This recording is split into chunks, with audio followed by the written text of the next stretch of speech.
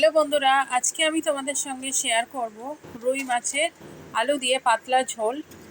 তো দেখো, আজকে আমি প্রথমে কড়াটা বসিয়ে দিয়েছি গ্যাসে, তেলটা গরম হয়ে গেছে। এবারে মাছের পিসগুলোকে আমি একটু লাল করে ভেজে নেব।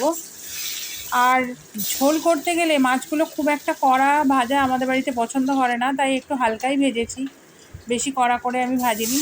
তো ওগুলো তুলে নেওয়ার পরে আমি দিয়ে দিলাম এখানে মুড়োটা আর লেজাটা। মুড়োটাকে মধ্যিখান থেকে কেটে নিয়েছিলাম, এবার সেইটাকে ভাজা করে নিলাম লাল করে। যে তেলটা বাকি ছিল সেই তেলটার মধ্যে আমি দিয়ে দিলাম একটু গোটা জিরে আর তেজপাতা ফোড়ন।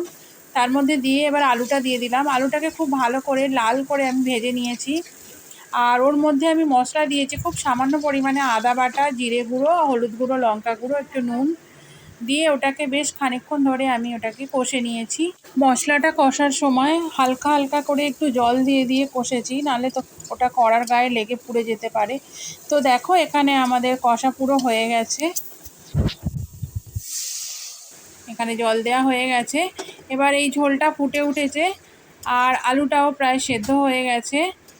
এবারে আমরা ওর মধ্যে দিয়ে দেব মাছটাকে দিয়ে ফুটিয়ে আর নামিয়ে নেব। আমাদের ঝোল পুরো রেডি হয়ে যাবে, রুই মাছের পাতলা ঝোল।